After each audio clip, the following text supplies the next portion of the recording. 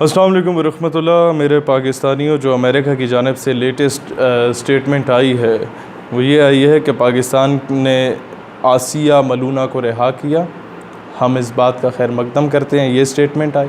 اور پھر یہ کہا گیا کہ اس کے علاوہ 40 لوگ، پہلے کہا گیا تھا کہ 80 کے قریب لوگ ہیں، ابھی 40 مین لوگوں کی نشاندہی کی گئی کہ وہ بھی جو گستاخی کے مرتکب ٹھہرے یا آرٹیکل نمبر 295C کے تحت جنہیں پکڑا گیا ہے انہیں رہا کیا جائے، ریلیجس ایکسٹریمزم کو ختم کیا جائے۔ اور اس طرح کی ریلیجس ایکسٹریمزم ان کے نزدیک یہ ہے کہ اگر آپ ناموس رسالت کے حق میں بات اٹھاتے ہیں، آواز اٹھاتے ہیں، تو یہ ریلیجس ایکسٹریمزم ہے، یہ انتہا پسندی ہے مغرب کے نزدیک۔ پھر آپ سے کہا گیا کہ جی سزائے موت کے قانون کو ختم کیا جائے، اور آپ کا فارن منسٹر یہ بیان دیتا ہے کہ جناب یہ پاکستان اور امریکہ اور پھر پاکستان اور برطانیہ کے درمیان حائل رکاوٹیں ہیں جو سزائے موت ہے، لہٰذا اسے ختم کیا جائے، اور اس پہ ہم لوگ قومی اسمبلی میں اسے لے کے جائیں گے اور اس پر بحث کی جائے گی۔ جناب آپ یہ یاد رکھیں، اگر سزائے موت پہ پابندی لگائی جاتی ہے تو سزائے موت کسے دینا بنتی تھی؟ شکیل آفریدی کو، جس نے پاکستان میں ایبٹ آباد میں جو آپریشن ہوا تھا اس کے سارے سراغ بتائے تھے امریکہ کو، پاکستان کی سالمیت پہ حملہ کروانے میں وہ شخص اپنا کردار ادا کر چکا تھا۔ سزائے موت بنتی ہے تو کلبھوشن یادو کی بنتی ہے۔ اس کے اگر رکوایا گیا تو پاکستان کا امیج کتنا ڈاؤن ہوگا، انڈیا کتنا سر چڑھ کے بولے گا اور کہے گا دیکھو جی ہم لوگ دہشت گردی بھی کر رہے ہیں پاکستان میں اور پاکستان کچھ نہیں کر سکا۔ اور پھر جب گستاخوں کو یوں رہا کیا جائے گا تو انہیں اور زبانیں لگ جائیں گی۔ جنرل ضیاء کے دور میں 1-2 کیسز اس طرح کے ہوئے تھے جس میں ریپ کیا گیا تھا بچوں کا، تو جن لوگوں نے ریپ کیا تھا انہیں غالباً دھوبی گھاٹ فیصل آباد میں یا ایک اس طرح کے کوئی پبلک ایریاز تھے جہاں عوام کو اکٹھا کر کے سرعام پھانسی دی گئی تھی۔ تو اس کے بعد پورے اس 8-10 سال کا جو آگے کا ٹینیور تھا جنرل ضیاء کا، اس میں کوئی اس طرح کی پھانسی نہیں دی گئی تھی، اس میں کوئی اس طرح کا واقعہ ہی پیش نہیں آیا تھا کہ جس پہ پھانسی کی نوبت ہوتی۔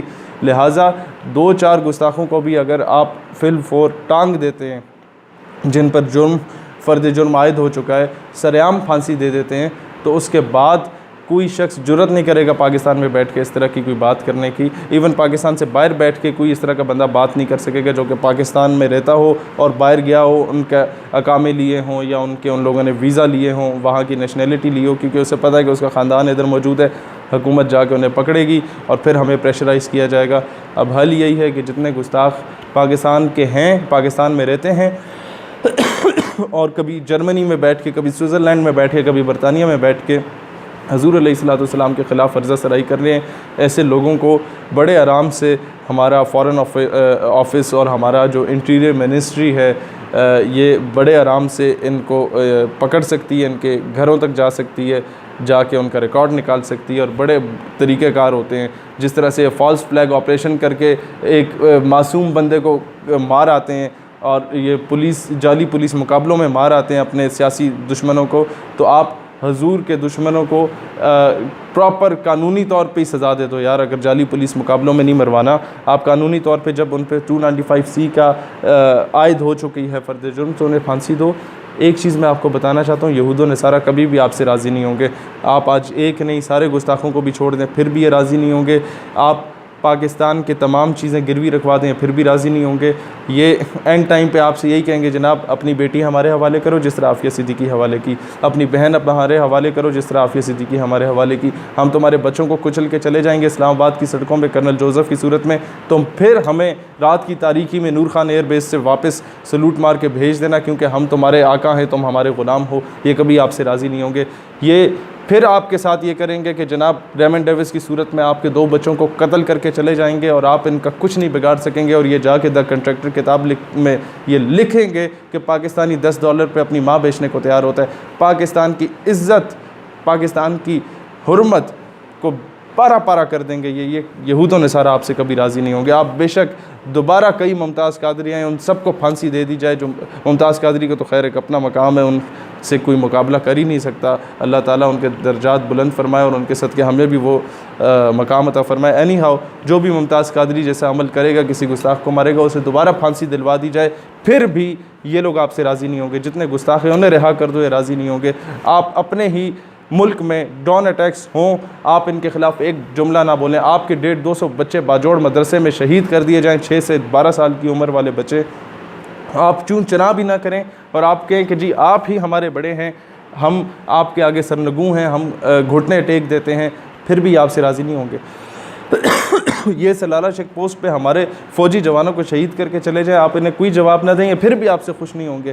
آپ انہیں اڈے فراہم کریں، افغانستان کے رستے دے کے جا کے ہمارے مسلمان بھائیوں کو شہید کرو، یہ پھر بھی آپ سے خوش نہیں ہوں گے۔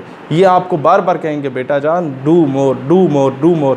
لہٰذا میں وزیر اعظم سے بھی کہتا ہوں، فورن منسٹر سے بھی کہتا ہوں، آج لے ان کی پناہ، آج مدد مانگ ان سے، پھر نہ مانیں گے قیامت میں اگر مان گیا۔ At the end of the day بات وہی ہوتی ہے کہ محمد سے وفا تو نے تو ہم تیرے ہیں۔ ایک بار حضور اکرم صلی اللہ تعالیٰ علیہ وآلہ وسلم سے وفا کر کے تو دیکھو، پھر دیکھو دنیا کی تمام سپر پاورز آپ کے سامنے گھٹنے ٹیک دیں گی۔ جب رشیا آیا تھا کیا وہ سپر پاور نہیں تھا؟ بالکل تھا۔ آپ نے اس وقت غیرت کا مظاہرہ کیا، آپ نے اس وقت افغانستان میں گھس کے رشیا کو افغان نہیں آنے دیا، وہیں سے مار مار کے بھگایا، تو رشیا کو کئی ٹکڑوں میں تقسیم کیا آپ لوگوں نے۔ تاجکستان آپ نے بنایا، قزاقستان آپ نے بنایا، کرگستان آپ نے بنایا، ترکمانستان آپ نے بنایا، آذربائیجان آپ نے، مطلب کئی اس طرح کے ملک ہیں جو کہ رشیا سے الگ ہوئے ہیں، اور ان کو بنانے میں پاکستان کا کردار تھا۔ وہاں پر ساری سیپریٹسٹ موومنٹس چلانے میں، اور پاکستان نے انہیں تگنی کا ناچ نچایا، رشینز کو سپر پاور کو پارا پارا کر کے باہر پھینکا۔ Pakistan can do that without using their nuclear power. Pakistan can do that, just you have to be brave, just you have to be a غیرت مند مسلم، اٹس مور دین ایزی۔ لیکن یہ ہے کہ اپنے اندر کی غیرت کو جگاؤ۔ آج اگر وزیر اعظم یا کوئی بھی شخص قوم کو اعتماد میں لیتا ہے کہ جناب ہم امریکی جو غلامی ہے اسے جوتے کی نوک پہ رکھتے ہیں اور آج سے سرکار کی غلامی میں جینا مرنا پسند کرتے ہیں، یقین کریں پاکستان کی تمام پولیٹیکل پارٹیز اور ریلیجس پارٹیز اپنے تمام اختلافات کو سائڈ پہ رکھ کے ایک پلیٹ فارم پہ اکٹھی ہو جائیں گی۔ لہٰذا ان کی غلامی کرنا چھوڑو۔ علامہ اقبال رحمۃ اللہ علیہ نے مغرب سے ناراضگی کا اظہار کبھی نہیں کیا۔ علامہ اقبال رحمۃ اللہ علیہ نے بڑا کلیئرلی کہا کہ یورپ کی غلامی پہ رضامند ہوا تو، مجھ کو گلا تجھ سے ہے یورپ سے نہیں ہے، کہ اس کی غلامی تو تم نے کی۔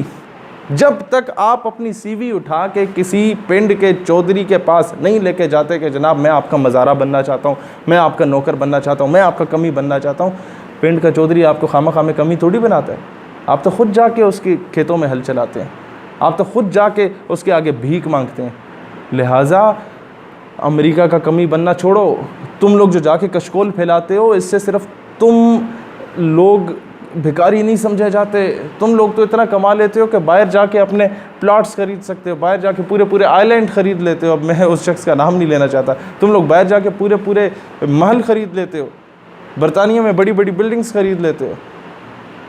لیکن مسئلہ کیا ہوتا ہے کہ کل کو جب ایک عام پاکستانی باہر جاتا ہے تو اسے بھکاری کی نگاہ سے دیکھا جاتا ہے، اسے ایک کمی کی نگاہ سے دیکھا جاتا ہے۔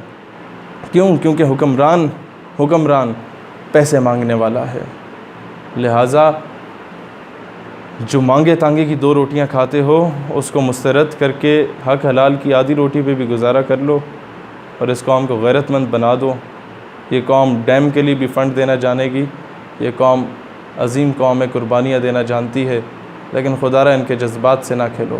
خدا را ڈیم فنڈ کے نام پہ قادیانیوں سے وہ چیک وصول نہ کرو جس پہ احمدیہ مسلم کمیونٹی لکھا ہوتا ہے۔ خدا را پاکستان کے آئین کی دھجیاں نہ اڑاؤ قادیانیوں کو مسلمان تسلیم کر کے انڈائریکٹلی ان کے یہ چیک وصول کر کے جس پہ ان کا مسلم کمیونٹی لکھا ہو۔ خدا را پاکستان پہ رحم کرو۔ اس پاکستان کے لیے بڑی ماؤں بہنوں بیٹیوں نے اپنی عزتوں کا نذرانہ دیا تھا۔ اس پاکستان کے لیے بڑی ماؤں کے پیٹ کاٹ کے، ان کے پیٹ سے بچے نکال کے، ان کے رشتہ داروں کے سامنے ان کی ٹکے بوٹیاں بنائی گئی تھی، تب جا کے یہ ملک بنا تھا۔ اس پاکستان کے لیے نئی نویلی دلہنوں نے اپنے شوہروں کو قربان کیا تھا، اپنے زیور بیچ دیے تھے تحریک پاکستان کے لیے۔ خدا را اس پاکستان کو جس غلامی سے نکالنے کے لیے قربانیاں دی گئی تھی، اسے دوبارہ اس غلامی میں نہ دھکیلو۔ خدا را پاکستان پہ رحم کرو۔ تمہیں مسلط تو کر دیا گیا ہے، لیکن خدا را صرف ایک نسبت سے ہی اس پہ رحم کر لو کہ it is the only homeland after Medina Pak which was made on the name of Islam, and the one who betrays Pakistan directly or indirectly he betrays Islam۔ Pakistan کا غدار دراصل اسلام کا غدار ہے، کیونکہ یہ وہ واحد ریاست ہے جو اسلام کے نام پہ بنی۔ اللہ پاکستان کا حامی و ناصر ہو۔ پاکستان پائندہ باد۔